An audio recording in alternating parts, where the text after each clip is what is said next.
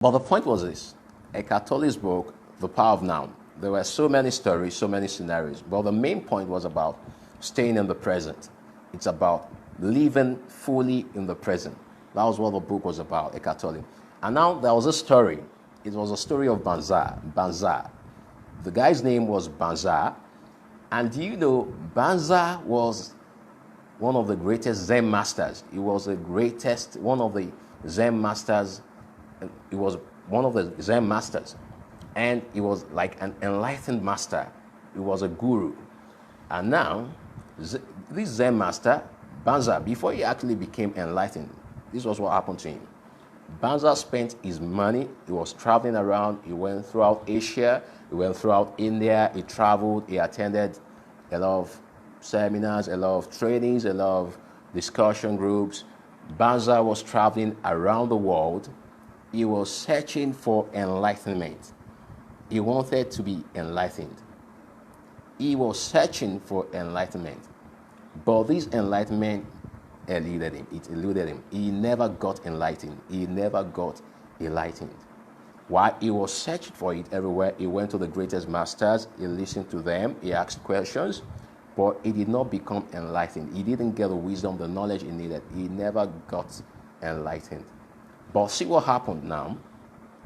One particular day, it was a very sunny day, balmy day. He was in the marketplace.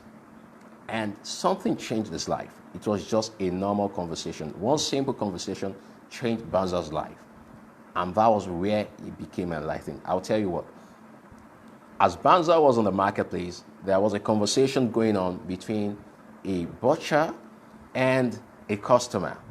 And this butcher was trying to sell this pile of meat to the customer. And the customer asked the butcher, he said, "Can you please give me the best meat that you've gotten?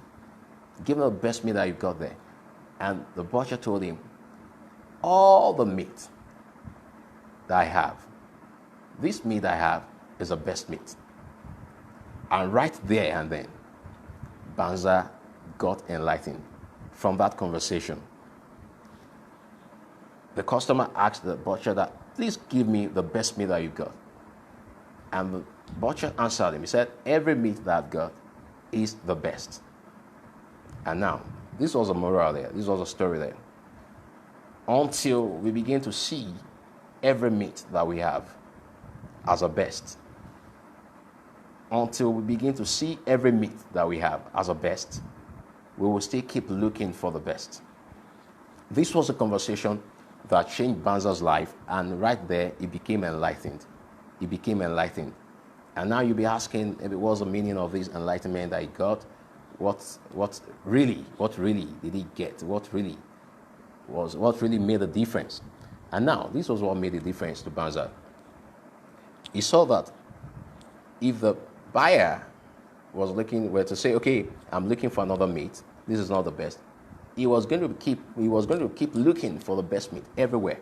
In fact, he might go throughout the market. The same thing. Banzar had been traveling around different places in India, in Asia, Europe. He was looking for enlightenment. But when he got to that point, after everything, he was by himself. He was present in the moment. It was when he observed the conversation, it was when he was present at that time that he realized that, see, hey, this is the enlightenment I want. This is the enlightenment I want. That is, every meat that you have is the best. So until Banzar saw that the meat that he had was the best, he did not become enlightened. And what do you mean meat? Meat here might mean a situation, a conversation. It might mean an experience. So until you first of all see the situation where you are as the best, you keep looking up for the best thing. And that brings me back to the topic that, are you looking for what you already have? Are you searching for what you already have? Most times in life, we are looking for joy.